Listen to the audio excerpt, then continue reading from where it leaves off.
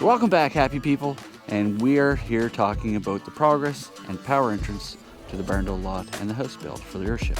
Now, the process of doing this is going to be different based on where you're at, but here's what I had to go through. I had to call someone from the power company to come and look and tell me what I have to do.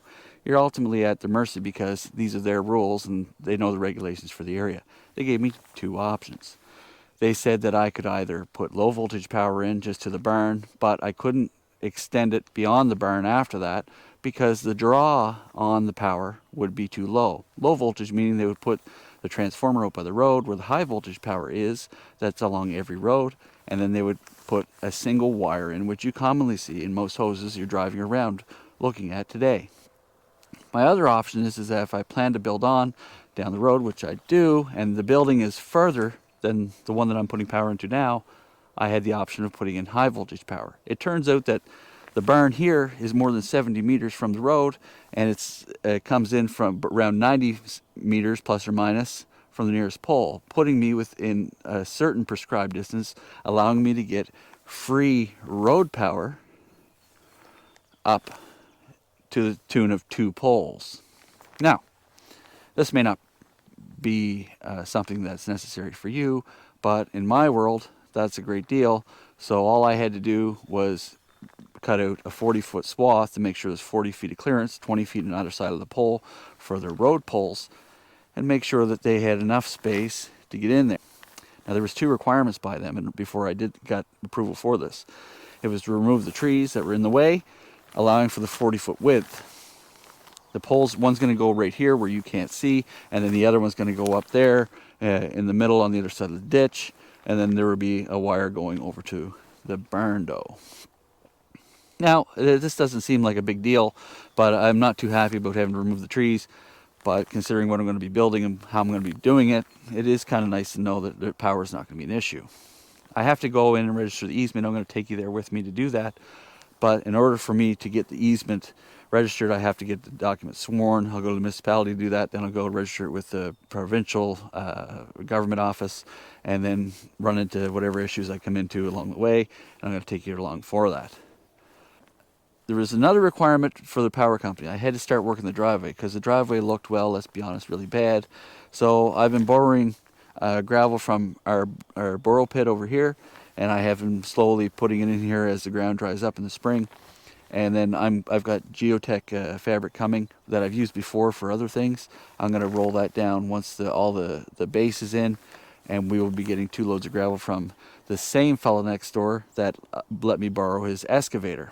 Now, quite a story on that. I'm going to show you the work I did with it over 4 hours. I pulled all the stumps, of course, for the power company, and I put a culvert in, and I dug out the hill and stumped the hill and removed all of the debris on it. Ended up smashing out the bubble window in a 20-ton excavator. God knows how much that's going to cost me, but I'm still grateful for using it. And then I removed all of the dirt that was keeping me from being on grade, and we'll show you that in a minute. And I piled all the stumps in the back. Keep in mind, I only did this in 4 hours, so I got good value for my time and my money. Yeah, so let's go have a look. So you can see here, I've put a culvert in here. There's actually no flow of water here.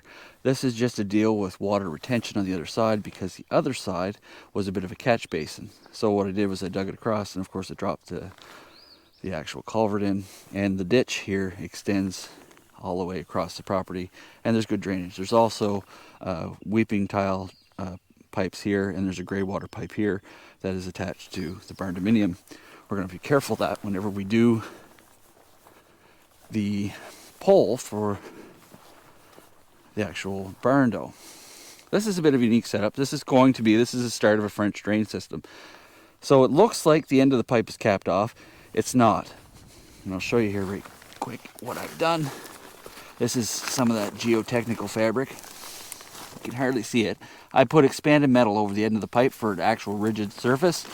And I put the geotechnical fabric in. There's a little bit of a ditch there, and then I just collected some big rocks and put them over here. The actual geotechnical fabric is able to weep water through it. There's no actual volume of water running here. It's just drainage, just like you'd have for weeping tile, and this is the equivalency of it. There's also other ways for it to get in. I don't mind if it catches the water down here. I'm just going to make sure that this is all graded out so that I can see it building up or running in the future. If this turns into an issue because there's too much water here from whatever I'm going to do, I'll just change it. And the plan here is that the fabric is up against the metal in the culvert. Then once I get more rock in here, I'm going to fold the fabric over and then fill this area with large stone so that it acts like a French drain, and then mud can't get down and collect in front of this hole, because this is going to be a catch basin that's going to allow any water, small amount of water from the rain that collects here, to move through it eventually. And then I will regrade this so that this comes back.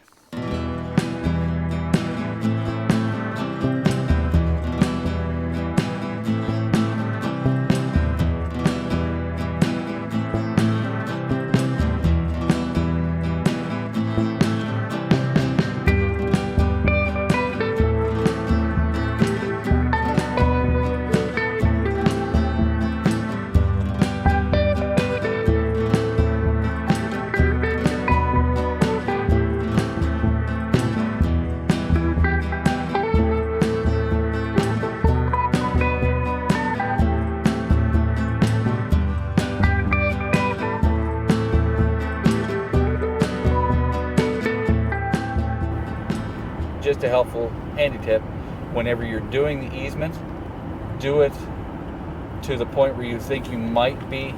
Do it all the way up your intended driveway, so that you don't have to go back and redo this every single time.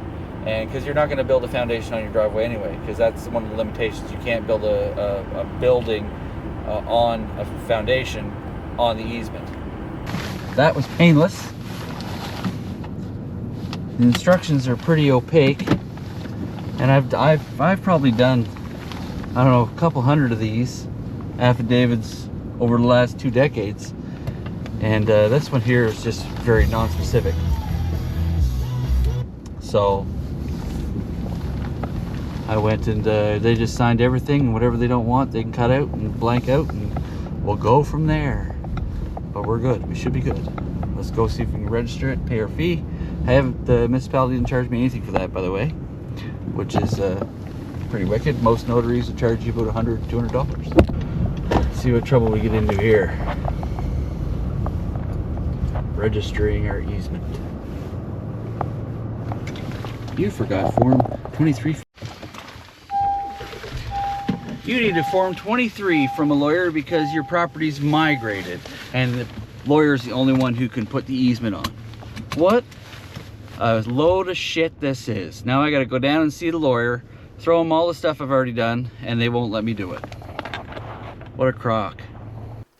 So we had a significant amount of rainfall last night, and I finished putting the road base in for the driveway yesterday. That was the video you saw me there, trying to get the rocks in for the French drain. But I have to come over.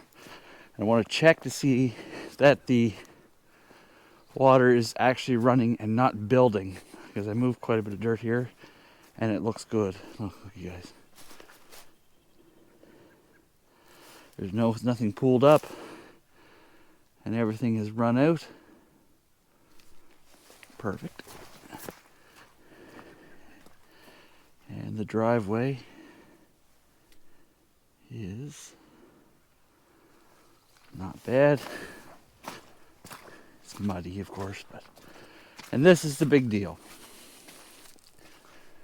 I want to make sure that there's no buildup of water here.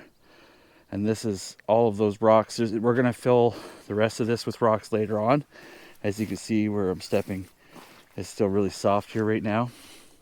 But when things dry up, I'll dump a couple more buckets of rock in here, and then we'll grade it out so that there's a French drain to catch all the water that's coming off this hillside, and then that'll drain out through the French drain, through the pipe. We have success. So even though this may look like it's done, it's definitely far from it. We're going to get pit run put in here, and that's what's going to be the topper. It'll be leveled out with the bulldozer. And pit run is more or less rock like this. It's castings from whenever they're loading.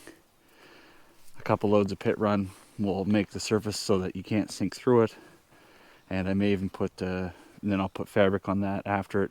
And we'll use a tailgate in the summertime to distribute the gravel that will go on it afterwards.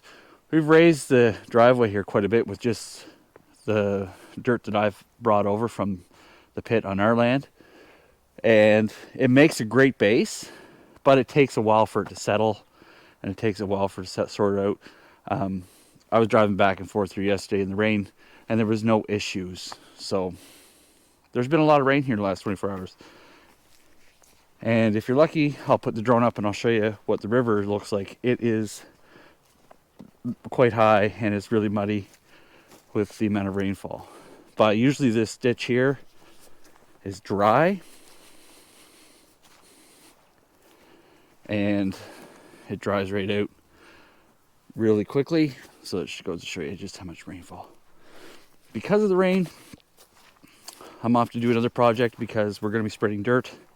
I'm doing a lot of it. The old farm out cub needs some work done to it, so that's what's going to finish this video for today.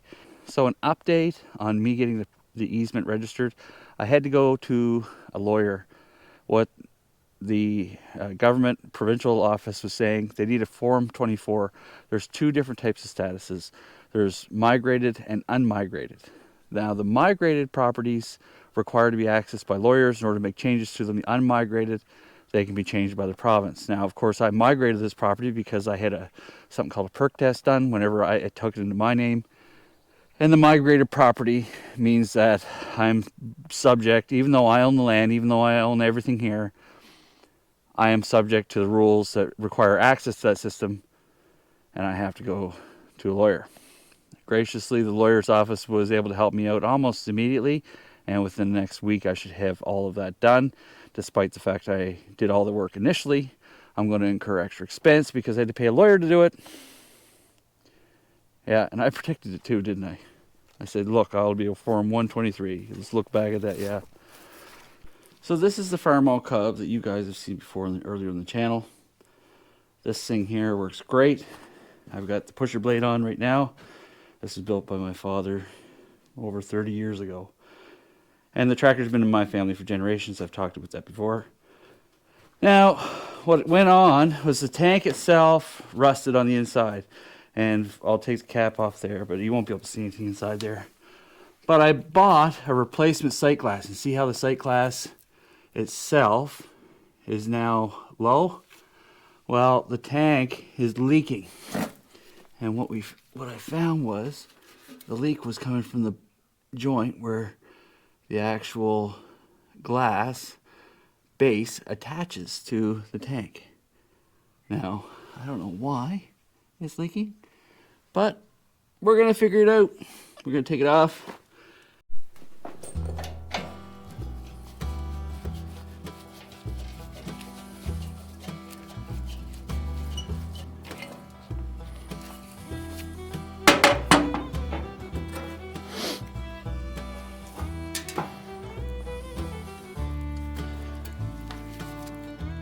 So this thing started leaking after I put some of that sea foam in it. That's why she's leaking. You see all the sediment in the bottom of it? It's not actually sediment. It's rust particles. Technically, I don't need this. I'm going to say technically because we can put an inline filter in. That's the technology of today. And the filter can catch all that sediment easily, and we just replace the filter every year.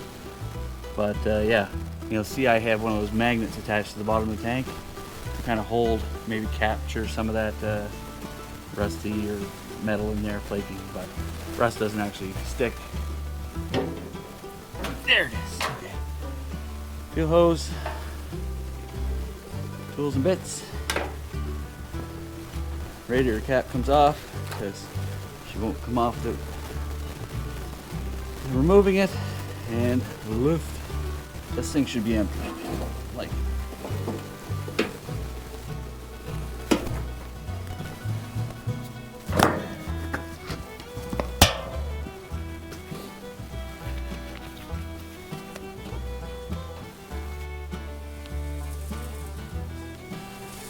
Oh, it's full of rust.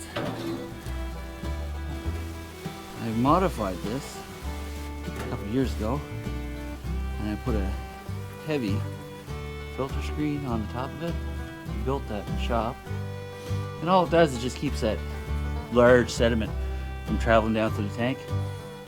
It's worked fine and good, but this is it's got absolutely nothing to stop it from leaking. That's no good at all. So what I'm going to do is I'm going to use this product. It's called V2. What happened was it was working until I put the seafoam in it, and the seafoam obviously has a product in it that causes it to lose its properties, and that's what ate it. So as far as I can tell, based on what I'm seeing there, it's been a couple years since I've done fix this or the last time, without taking it to have it acid washed out and then lined. I think the quick fix is still appropriate. I'm just going to keep the seafoam out of it, and we'll be able to put this in here. This requires 24 hours in order for it to set, and so we'll put it on in liberal amounts and give it that 24 hours. Now this stuff works really good. There's other putty and stuff you can get.